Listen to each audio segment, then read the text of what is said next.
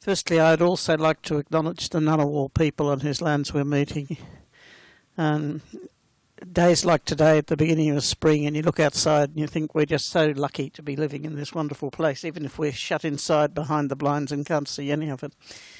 I've been thinking of the title of this, Tuned In to Protect.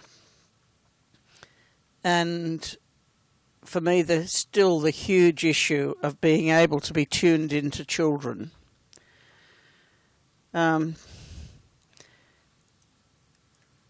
Most of us spend our lives working with children, but I think the longer I work with children, I think I now subdivide the interactions with children into three groups. The first thing are the things we do to children, and this includes, for me as a doctor, things like sticking needles in them and things like that. But there are certain times, particularly related to safety, when you need to do things to children. But it's also, of course, the area where abuse comes in, and abuse is done to children. And so anytime we're in a position we are doing things to children, there is a risk of it being abusive. And I can think in hospitals, when you would hold children down for procedures and things like that, that is abuse. It's traumatic, it is distressing. And I think we have to think of this. Then most of the stuff we do with children, we do for children. We spend most of our day doing stuff for children. We make their meals, we buy the food to make the meals, we wash their clothes, we wash them. We spend so much of our time doing stuff for children. And at times tend to say, after all that I've done for you, why are you behaving like that? Whereas with the done to, that's the part that brings it in again. You just wait till I get you home and see what I do to you. The really memorable and important stuff for children, and I think this is where helping with protective behaviours comes in, is the stuff we do with children. That means in an equal partnership, or you might have different roles, where you're relaxed and comfortable with the child and the child is relaxed and comfortable with you. And these are the times when you find out what's really important to your child, what's really worrying to your child. And this being your child here can be your child in your class or wherever else you're meeting this child. And I think it's one of our big excuses these days is we're too busy to have quiet, relaxed times. But I think we can't afford not to have quiet, relaxed times. When I think even of bringing up my own children, some of the most critical getting to know them parts of our life have been the moments, even a half hour on a very good day, when you had time to sit with your child. And it's a bit like going to the doctor again. You conscientiously read the bedtime story, which can either be done as an exercise of stress and torture if you say, surely you know that word, which isn't quite the way it's meant to be, or a fine, relaxed time reading the story they love for the 50th time when you're bored silly and you know you get into strife if you get one word wrong. Then after all that's finished and you've said goodnight and you're walking out of the room and you get something the equivalent of, by the way, Mum. You get it as a doctor as you think you've finished your consultation and the patient's walking out and they put their handle on the door and say, by the way, and you think, come back, sit down, we'll do the proper conversation. And a lot of it's the way we interact with people. The more worrying and concerning the thing is that you have to say, we're not, unless we have probably problems with emotional connections, able to walk in, sit down with a person and say, I'm really, really worried because I think I'm being abused, or I'm really, really worried because I think this person is going to hurt me. You need to sound out the person you're talking to. And we're bad enough as adults giving each other time to sound out and feel comfortable with communicating. But so often our relationships with children are imposed. We have time to talk to you now. You come in and sit down, trust me. I have good conversations with the police about this, getting statements from kids. Why should we say, trust me, I'm a policeman? it's a momentous thing you're asking a child to do on many occasions, and I think we tend to take it for granted. We think the child wants to talk, and there's certainly that point too. And a few times I think of in my career when a child has decided now is the time to tell all the horrible stuff that's been happening. And I tend to be the one that's saying, slow down, I can't take any more. But once the child has decided they're safe and now is the time. And it's one of the interesting things trying to find out from children when they think it's the right time to talk. And they can be extraordinary subtleties. And I can remember asking one child, in a fairly naive conversation on my part, I think, but one of the things I said was, and she had had quite a long history of quite horrible abuse over a period of time. Had you thought of telling anybody? What about at school? And it made me think then about our actual use of words in a protective behaviours program. She said, yeah, they spoke of this, but they said, if this happened. This wasn't an if this happened, this happened. And that was seen as a barrier. It's a barrier we would never have thought of. But for this child, it was a barrier she didn't overcome until this particular day. She suddenly decided she had a message from someone that now was the time to talk. And it was quite overwhelming because you couldn't shut her up.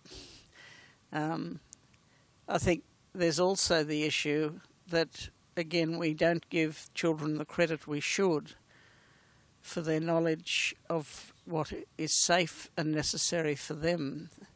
A woman I'll probably mention a few times in this because she continues to teach me so much. An extraordinarily damaged woman who's had a very, very devastating childhood from which she's emerged with a number of terrible and enduring problems, the chief of which is being totally illiterate. But an astute teacher at her primary school in the ACT a long time ago was concerned that this girl was being abused, as she was. And there was a conversation with this girl, but she knew if she said anything, she would be taken from her mother. And she did not want this to happen, so she denied that anything had happened. So I think it's, again, thinking of the circumstances and the consequences. And I think the other thing I have to come up with here is that she will say, oh, I should have done my homework more, I should have learned to read. But then in the next sentence says, but it's hard to learn to read when you don't know if you're going to be hit over the head with the frying pan or forced to watch pornography. And how could you go to school and settle to learn to read when this is what you've left at home before you go to school? She did not present at school as poor and pathetic. She was a heller of a kid. She was not terribly popular at school. But she was also bullied by the other children, and all of which made it a very, very unfortunate experience. But it really made me think. If you're going to meet her in a shopping centre, you say, well, where will I meet you? She doesn't have one verbal cue to tell her where to go. So to describe to me where to meet or how to get to a place is extremely difficult when you have no verbal cues. I think it's a good exercise now for all of us to try from time to time. How would I describe where I am if I can't read a word? You get a little bit of a touch of it if you go to an Asian country. They accommodate us very, very well indeed. But it's this feeling of helplessness and dispossession. And the other sad thing that comes with this is that in almost every encounter, she is treated as ignorant and inferior. So being confident and being able to talk about things that have happened to you comes from feeling that somebody likes you and is interested. If you feel the police dislike you and don't trust you and see you as a problem, if you feel the people in the shops dislike you and feel you're a problem, the quality of your life is appalling. But in many ways, these are all the consequences of a childhood which was appalling because there was no opportunity to be listened to then. So it probably brings us back to the protective behaviours principles. which is the right to feel safe all the time. How well do we know if our children feel safe? I won't talk about this an enormous amount because I think almost certain Morag will talk about it this afternoon because they've done some very interesting research talking to children about feeling safe. And again, I think it's something we take for granted. We feel safe, we know it's safe. I think a comment she'll quote, which I can't resist quoting, is, "Our school's safe?" And this very knowledgeable child sort of looked at her and said, "Well, our parents must think so, mustn't they? They drop us off there every day for all of our childhood." It makes you think, doesn't it? Is it our perception of safety? Is it our perception of safety for childcare? Is it our perception of safety for holiday programs, sporting clubs, all the rest of it? What do we base our perceptions of safety on? I remember in my children's childhood having a few qualms about them going on sleepovers with people I didn't know very well. And I also learnt from, actually it was a local minister, when his young daughter went on an overseas exchange holiday program thing. And it's something, again, it made me think of the ways of doing these things with children.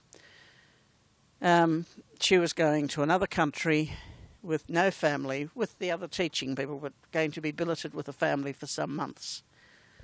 And her parents decided what she was to do. They knew that she'd be ringing them from time to time. If she felt unsafe where she was to say, "Oh, I'm really missing the budgie. Can you tell me how the budgie is?" They didn't have a budgie. But the parents knew that if she said this was a cue that she was not feeling safe, things were not going well, and they needed to do something about it. So how often do we send children into situations where we think they might feel unsafe? Have we discussed before with them, what would you do if you felt unsafe? Who would you talk to?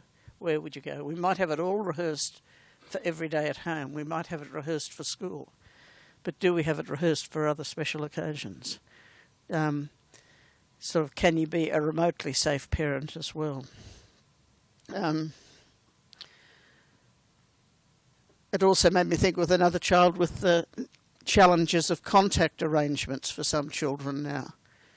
With a very small child, with a very large, frequently angry father. She was supposed to visit every few weeks. And the power was supposed to be on her to say, "No, I don't want to go." Are we asking too much? Should there be another way of doing it? It is empowering the child in a way, but it's also reminding them of their weakness. And do we really know what the consequences of these things are? And I think it is important to think through this from the perspective of the child. And all of these encounters, I think, have to be in a context of time. So you have time to explore some of these things. They're not straightforward. They might seem a bit straightforward, but they're seldom straightforward. And the other wonderful thing is if you have a not so straightforward, long exploring conversation with a child, you learn so much about them. They probably learn a whole lot more about you too. But it's to your mutual huge benefit and advantage.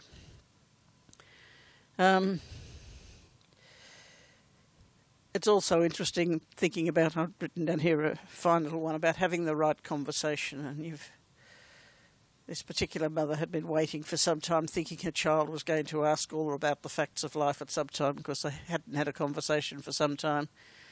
And this kid came to her one day and said, "Mum, where do I come from?" Well, she launched into the prepared spiel, and she went on for a very long time, and he looked at her and said, "I thought I came from Newcastle." So it was the wrong conversation with the wrong cues, and you can get caught in these things. So I think it's also very important, before you answer the question, make sure you're answering the right question, and maybe a few exploratory questions beforehand might keep you out of trouble. I remember my two young boys asked the same question when I was driving through pouring rain in the middle of Canberra with the windscreen wipers on and trying to hold this remote conversation with them in the back seat, which was probably not the ideal way to do it, but they didn't ask any more questions after that anyway. And the other thing that came up from that is thinking about secrets.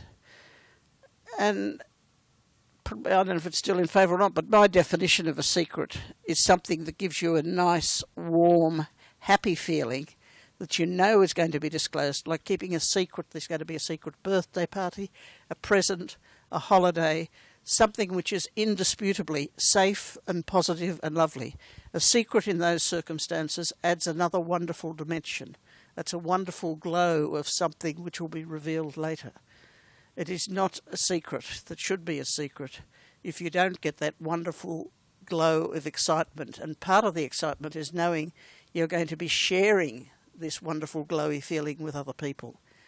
It's your personal secret at that moment because you know something the others don't know, but there is no danger in any way inherent in any of it. And the personal boundaries one, which I think is very tricky, maybe thinking over all the school stuff recently has brought it up again. How do we know our personal boundaries? It's something we've learnt intrinsically and instinctively from when we are very, very small people. What is appropriate touching, not in a sexual touching way, but who do you cuddle? When do you cuddle them?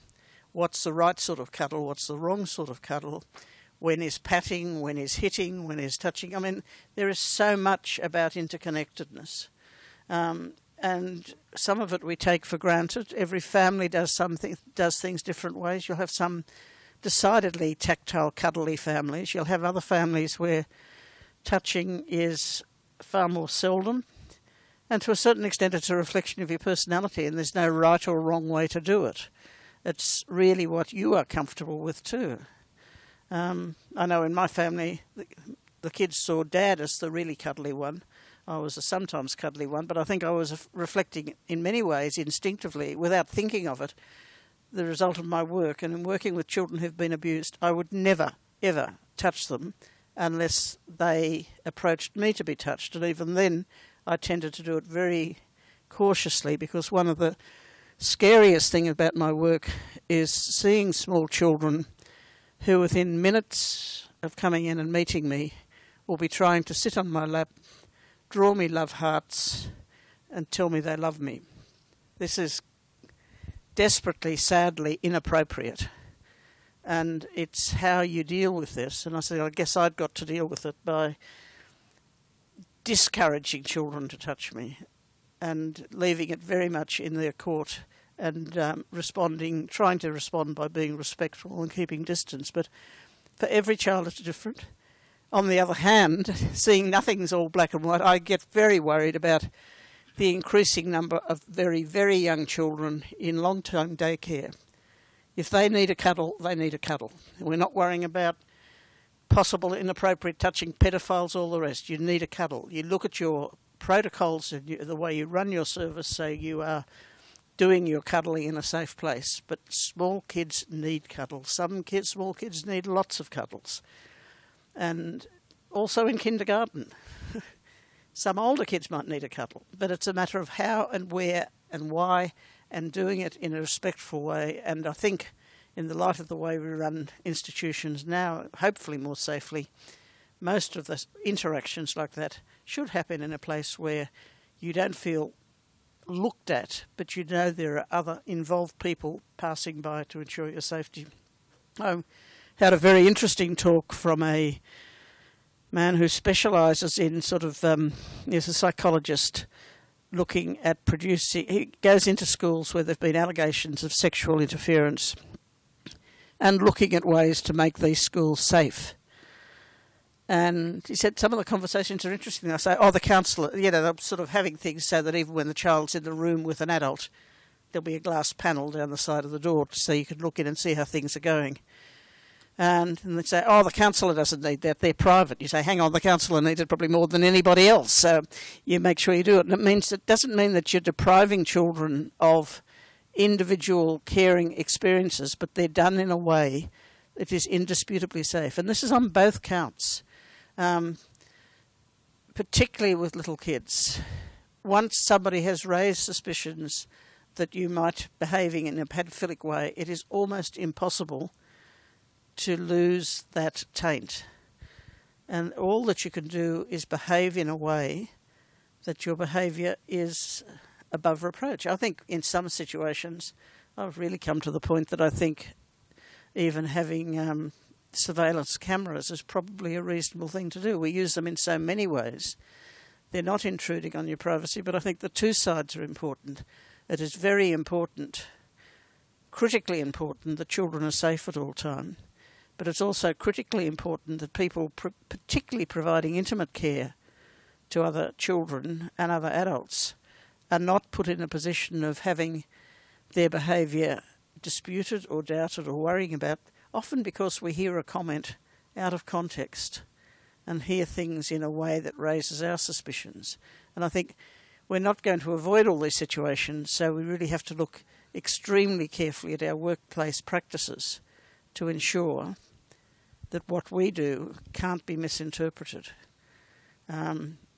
It worries me enormously that particularly in places like respite cottages, there might be one worker on call at night because we don't decide we can afford two.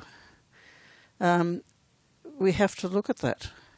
We have to think about it and think, how do we manage this safely?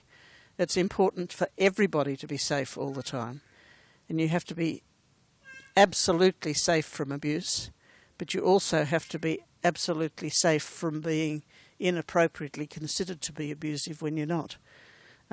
It's only then you can have the confidence to have relaxed interactions which are fine.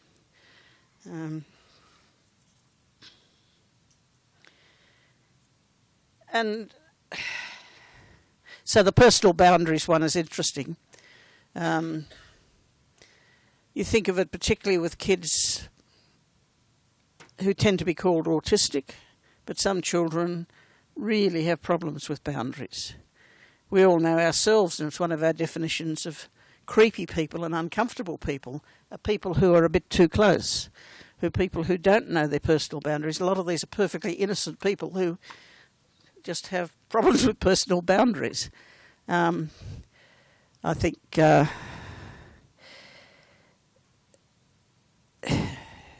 Kill a Mockingbird, I think that old film, I'm sure everybody's seen To Kill a Mockingbird. It's a sentinel sort of film. But the probable baddie that you're looking at all along is this secretive, funny person living in the house next door, who's actually a wonderful, heroic person, but very different. And I think we are so prone to see different as dangerous.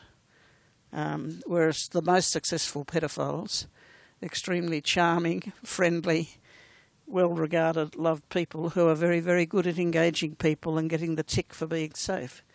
So I think we treat everybody in the same way. We are prepared to be friendly. We are prepared to engage with people. But we look very carefully at our procedures, particularly if we're minding somebody else's children, to make things as safe as they can be. And what do kids think is okay for them? I was reminded this is Child Protection Week. It is the 25th Child Protection Week. I think it's important to think when Child Protection Week was actually started as the initiative of Rosemary Sinclair, who was a politician's wife, who was quite an amazing woman. Years and years prior to that, she had been Miss Australia when such things were still in vogue. I was still astounded that even though she's become an old woman, she still has the most beautiful smile. But it's more than anything, you can say smile, and immediately she can smile as if she's before all the cameras in the world. But more than just being an impressive woman like that, she really took to heart the fact that Australian children were being abused at a time when we as a country were astonishingly naive and complacent. Yeah, other countries were bad, and there were a few bad people in Australia, but we were mostly fine. It was a massive issue then. It's a massive issue now. I'm not sure that it's a greater issue now, but we are a lot more aware thanks to measures like this than we were then. And we have now moved on from persuading and convincing people that child abuse, neglect and sexual abuse are massive issues in Australia, to looking at things we can do to stopping them happening. And I think the biggest change in the 25 years is most of the NAPCAN initiatives now are looking at supporting communities to behave in different ways to have their children safer. And I think the biggest issue we're looking at now, and many people are looking at now, is family violence and domestic violence, which is another thing children won't tell you about. They will show you in their behaviours, either cross behaviours or withdrawn behaviours, but they almost never will speak about what's happening at home. So there's a need to be very, very astute. And at the launch of Child Protection Week in Sydney on Friday, one of these programs, which is called Love Bites, which is for adolescents, which is, the kids say, is wonderful because it's the first time in an open forum they've had a chance to talk about all the relationship and sexual and other issues that are part of teenage years, which grown-ups usually don't talk about, either at home or at school. And it's a fairly torrid session at a time, but well supported, and the teachers are involved as well. But the most wonderful thing to me about it is the last session is the creative one, when the kids use whatever is their comfort zone to play back some of the stuff they've learned. It could be artwork, poetry, something they've written, a song. And this particular one was a quite amazing rap dance done by all the kids in the school, sort of talking about how dancing and singing, about their comfort with being themselves and their power over themselves. So these are the things that are happening. Another very good one that's happening, which was started, I think, in Dubbo for a group of disengaged Aboriginal girls, was Girls Circle. And again, it's working with this group to make them feel more comfortable supporting each other and discussing the things that are bothers for them. But we can't do this in quick one-off conversations, a half-hour appointment or something like that. We're very good at half-hour appointments and 20-minute appointments, and they're getting shorter, I think. It's not the way to disclose stuff which is tearing at your soul. Anyway, the young man who was running this program in Sydney spoke of his own growing up in a very violent home where he was physically abused by his father, and being stunned when he went to a friend's house and saw his friend's parents sitting on the couch giving each other a cuddle. He had never seen anything in his life like that before. This stunning finding out that people can live different lives from the life that's been your life all along, which you think is how everybody lives.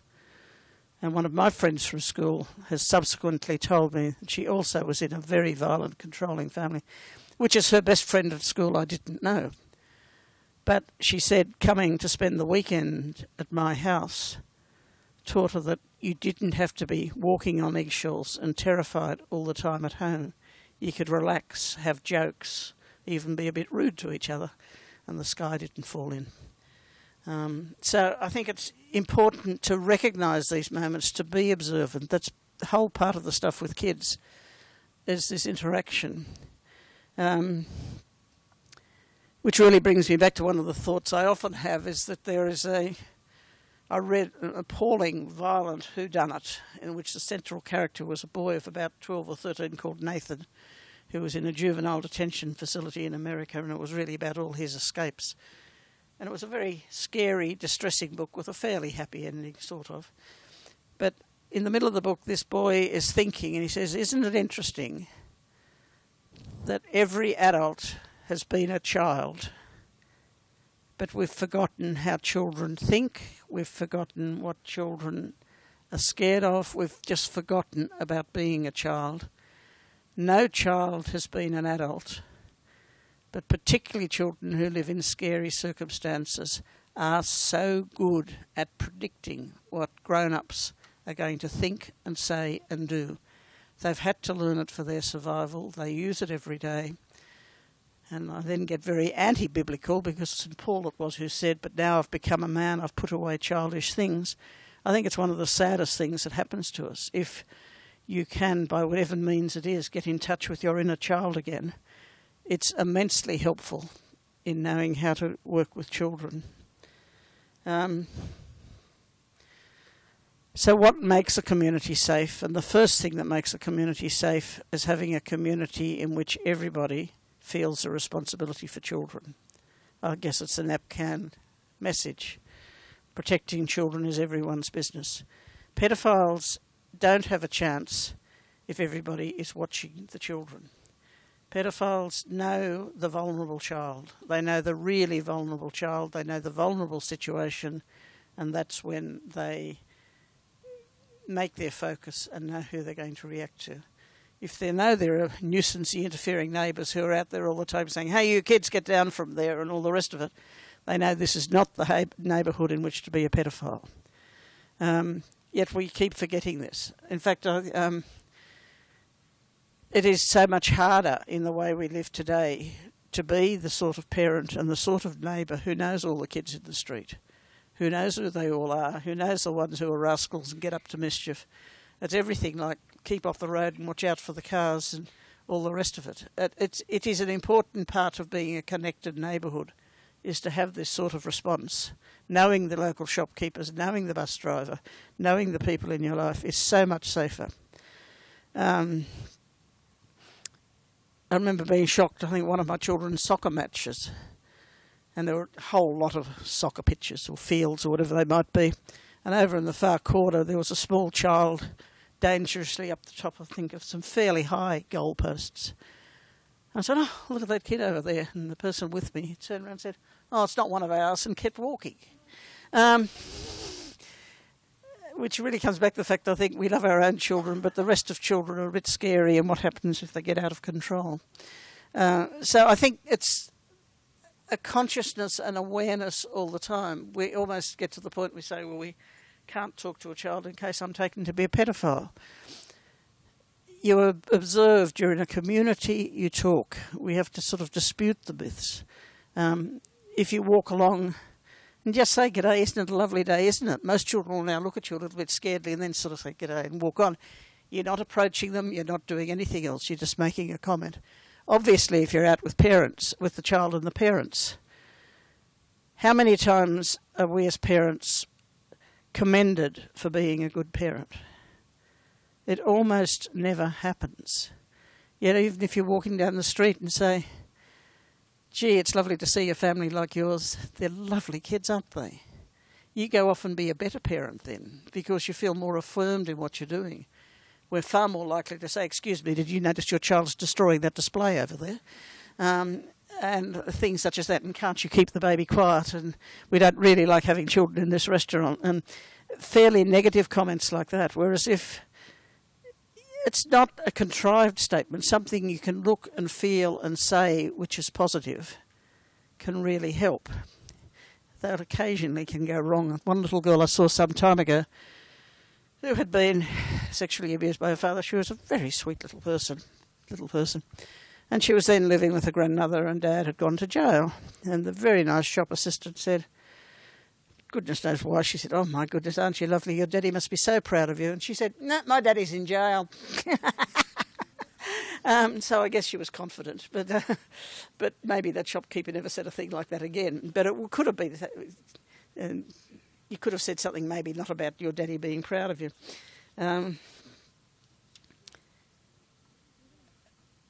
Any comments, questions or comments on what I've said so far? No?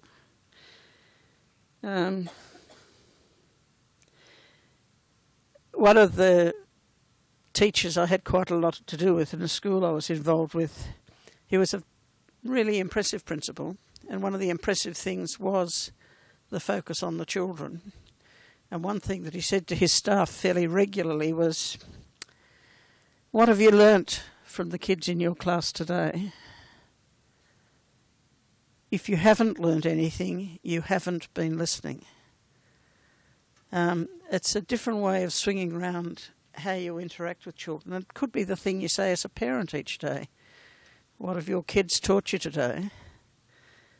If they haven't taught you anything, maybe you weren't listening properly. There are the learnable moments if you're tuned in to learn. So it's tuned in to safety, tuned into kids again. We go on from that to what makes a child believable. What makes an adult believable? What are the body signs? What's the body language? What are we looking at? A lot of it comes down to how well you know them. And the wanting to believe anyway. What makes a child visible and teachable? And I think this all comes down to the thing which I almost at times think I'm obsessed with all the early brain development is everything we do as human beings really comes down to being relational. And that's the good and the bad as well, if you look at it. But the stuff that we really have to look at is our capacity to be a fine relational animal who behaves appropriately. And I think the scary stuff, and both exciting and scary, is that the fundaments, the absolutely basic important fundamentals of this relationship building all occurs in the first year of life. They're doing more and more research showing that what they thought was the relatively silent right hemisphere is actually a very, very active right hemisphere, which is all tangled up with relationship stuff. And that relationship stuff then informs the cognitive learning. Because learning anything depends on a relationship with the person who's teaching you. And this all comes back in together again in being in the development of relationships. It can't always keep you safe, but it can help you to communicate. I think children who are brought up in an environment where they are kept safe, where they are talked to, where they are listened to, at least you have a very good chance of them talking to you about things that are worrying them and things that are different. And then you can sort your way through it and see if it's an important thing to be worried about or not an important thing to be worried about. And then always afterwards you go back and reflect on, well, that one didn't go too well, did it? What might I try next time that might work better? I think I also have a very feisty daughter. She's now grown up and she's a bit more scary than ever.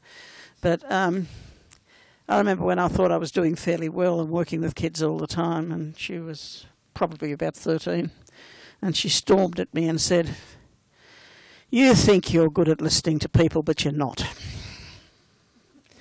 I was quite shattered, but actually it's been a very good line for working with teenagers ever since, because I just say, my daughter says, "I think I'm good at listening to people, but I'm not.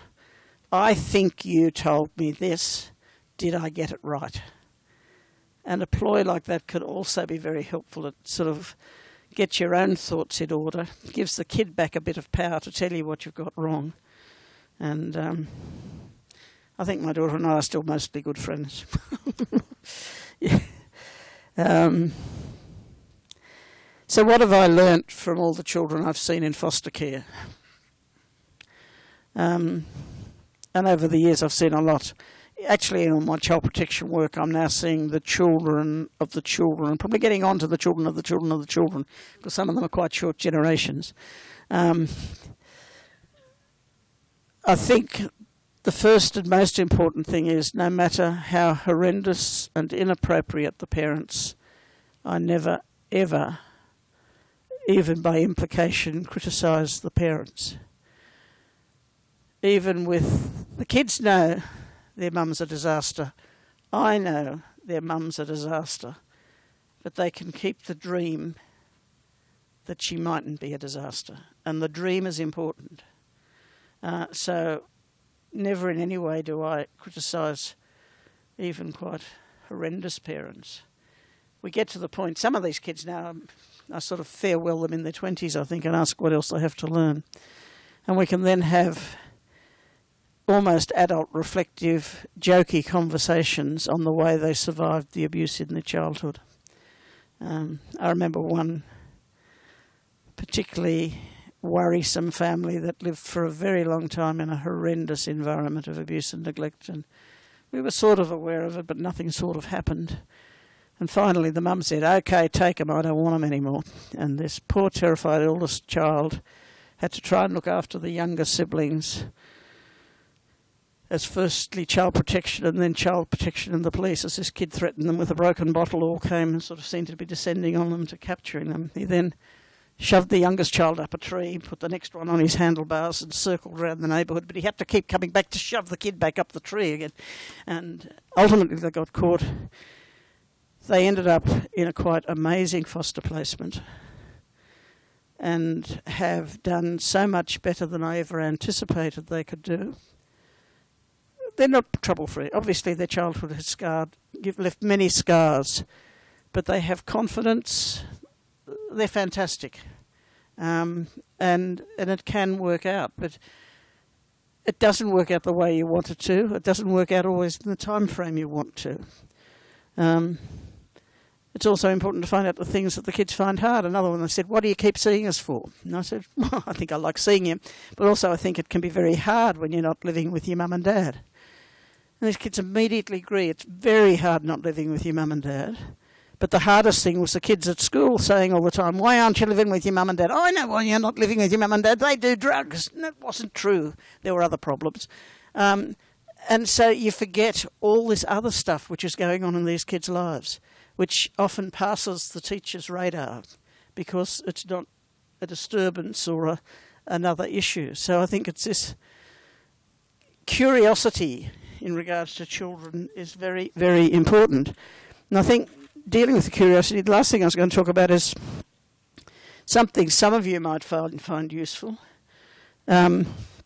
Is a tool thing called the Common Approach, which has been developed by Aracy, which I see as a conversation prompt. Until you get used to asking complicated, curious histories about things. And I think it's just so important with every new child, particularly in teaching or any situation where you're going to have an ongoing dealings with a child, to find out. It seems so crazy not to know where they're coming from. If you've got a kid who melts down in school or does other things, you wonder why. And this is just a general conversation you can have with the child and the family about the safety. Do you think your kid feels safe at home? Asking the parents, what sort of things frighten your child? Are they safe at home, school? Is it a safe neighbourhood? The cultural stuff. Does this child have a sense of belonging, identity? Is it a family where the family spends time together? Ask about some of the good things that happen. Is it a family they can turn to for support when things are going wrong? And what about their connections to their community? Do they know their neighbours? Are they helpful? If you know this, you've got to build up a so much richer picture about the child. And then you can begin to think if things are going wrong for the child, you've got a very much basis to start wondering where things are going wrong. Are they emotionally well and happy and supported? Look at the mental health of the family members. It's not good to find out in an acute crisis time that mum's had ongoing mental health problems for the last 20 years. If you've known about it, you can be there as a proactive support. Asking what sort of things make my child happy? And is the child healthy? Can they get to the health service? Can they get to the appointment? Do they have transport? All these things. We're so hooked up now on privacy, I think, that there has to be a balance between, it doesn't mean you talk around the whole school, say, did you know the mum's had mental health problems for the last 20 years? But it's something you know, and it's something you can discuss with the family then, if it's something they would like more people to know, or if it's not something they want people to know, if it would be helpful in the child having a more secure time at school. So I think it's a tricky balance. I didn't think I could talk for an hour, but I can, can't I? Is there any? Have you got any questions you'd like to ask? Yeah.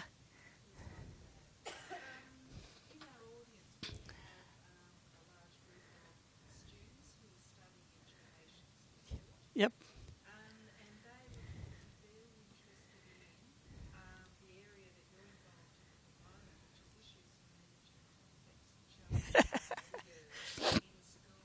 Yeah. Yeah. And I obviously can't preclude. Yes. Any thoughts I have on the management of children with challenging behaviours and complex needs in schools? And I will be shot at dawn if I reveal what's going to come out in this report, which is keeping me awake every night as we write it all. And is a nightmare, and it's handed in the day I go on holiday, so that'll be wonderful. I think more than anything we've learned you have firstly to know as much as you can about the child. The stuff I've just been talking about, I think it's no secret that I'll have something about something like that in my report. something about knowing the child's history from when they were little, knowing about what's there to support the family, knowing what things always make this child upset, knowing all the basic stuff she'd expect to know. The next thing is none of us can do it alone. You have to work in a team. Whichever the team is in the school involved with the child, you have to know how you work together. You have to know each other very well. You have to know how to support each other. You have to know how to give each other breaks. And you have to know how to commend each other for doing things very well. So there really needs to be a good collegiate feel. You need to have somebody to ask questions of when things are not going right, and need to get confident support when it is beyond you and all the stuff you've tried as hard as you can to do is not working. And it is very important to keep the family involved. I think that'll do to begin with. So you'll certainly get to know that certain children in certain situations are likely to blow. Some of the children I worked, the most troublesome time was when they were having contact with their birth families when they were in foster care. Now, they were perfectly safe having contact with their birth families, but we have no idea about the memories this evoked. We're also extraordinarily obtuse at picking up the non-verbal cues when they do catch up with their birth families and what they're being told without words. So if you know beforehand that this child is due to have a contact visit and you're prepared for the behaviour, you can plan things differently. If you know the children differently, you know when children have a special ritual. One little boy I met recently, not connected with the report, so I could talk about it. He finds the class too much to handle, so he goes down. It's so often somebody in the front office will sit with that person with a little jar full of shells, play with the shells, calm himself down, and go back to his class. It's recognising things like this which for individual children help. And it's usually not, this always works to make kids better. You know, certain things like shouting make them all worse. Shouting is the one thing I think kids come up saying again and again and again really makes them scared. First question I often ask about teachers is a quiet teacher or a noisy teacher? He shouts. Next thing, which is wonderful, is a sense of humour. They really, really value a sense of humour. If you've got a teacher with a sense of humour, it's halfway to saying this teacher likes me.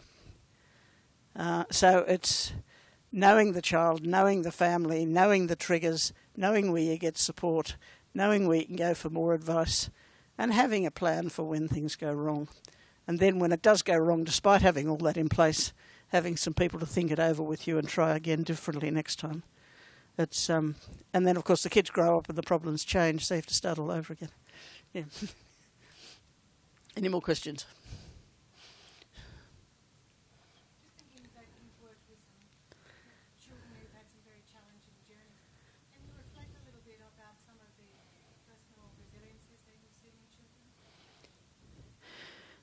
It's all very interesting. I get very worried when people say they teach resilience. I think you can put children in a situation where you support their resilience. I think if it had to come down to one thing, it's having some person in that child's life who continues to believe in them even when things are going wrong. I can give you a neighbourhood example for that, which was quite amazing. It showed how ignorant I was too. A few doors up from me, there was a family living who were obviously having a lot of problems. They were quite noisy. They were a bit scary. It was before I started this work. My kids were little. And they moved away and I didn't think any more about it. Then only a few years ago, the old man in the house next door died in his 80s. And I went to his funeral. And this charming young woman was there and obviously knew me. He was coming up and saying, "Hello, sir." It happens not infrequently. And it suddenly dawned on me, she was the little girl from next door. And what happened there was, when life in her place was bad, or most afternoons after school, she'd go in next door to this elderly, very organised, nice couple with lovely china, and she'd have afternoon tea with them every day. This taught her there was another way of living, there another way of dreaming. She has gone on to be the strong kid in that family. She's helped her siblings. She has an excellent job. She's very happily married.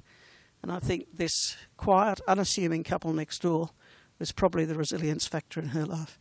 So you're looking for it all the time. It is there.